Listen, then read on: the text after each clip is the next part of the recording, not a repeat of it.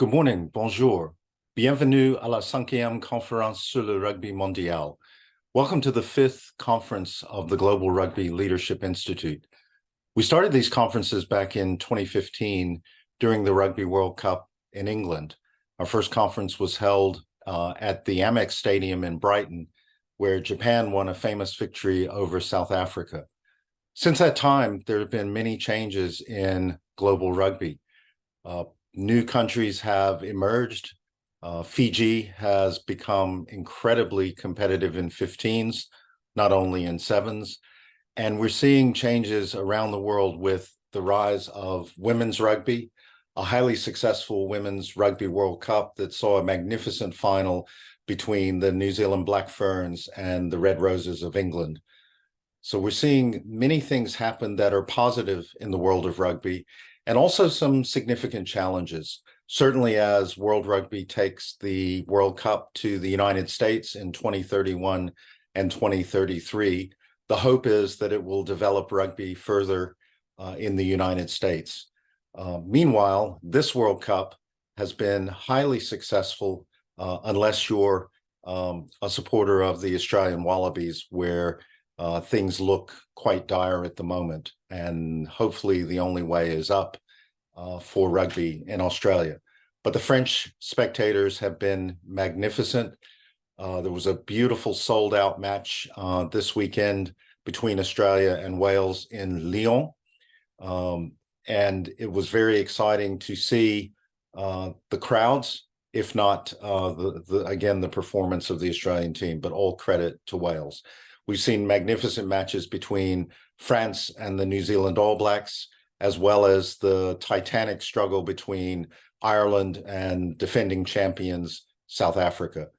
So this rugby, by all accounts, is Rugby World Cup, by all accounts, is a great success. And we hope that it will be a platform for future development of the game. At this conference, we'll discuss changes in coaching, changes in organization, as well as possibilities for the future for rugby for women and men around the world, as we all hope to grow the game that we love, the game that we research. New opportunities have arisen with new technologies. The recent launch of the Rugby DAO is very exciting as we look at Web 3.0 and opportunities with blockchain technology to help grow the game. And there are many things happening around the world that point to a bright future. Having said that, there are tremendous challenges, from the success in other sports to leveling the playing field between emerging nations. Certainly the match between Georgia and Portugal was proof that countries are coming forward and playing quality rugby. Georgia has defeated Italy in previous matches. And so the time may come to expand the Northern and Southern Hemisphere competitions so that the so-called second-tier nations have an opportunity to play more frequently against the top-tier nations, in the hopes of expanding the quality of rugby around the world. I wish this conference every success.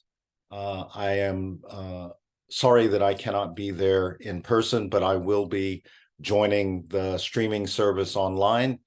And thanks to the organizers for providing streaming services with instantaneous translation into any language around the world, so that anybody who is interested can join in.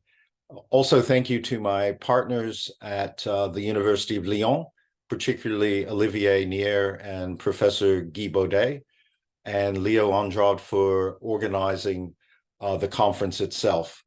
Thanks also to Low Rugby Club for providing this magnificent venue for the conference. I look forward to all of the discussions and to taking these and shaping them into future debate and future positive interventions in the game of rugby. Thank you very much. À bientôt, and enjoy the conference.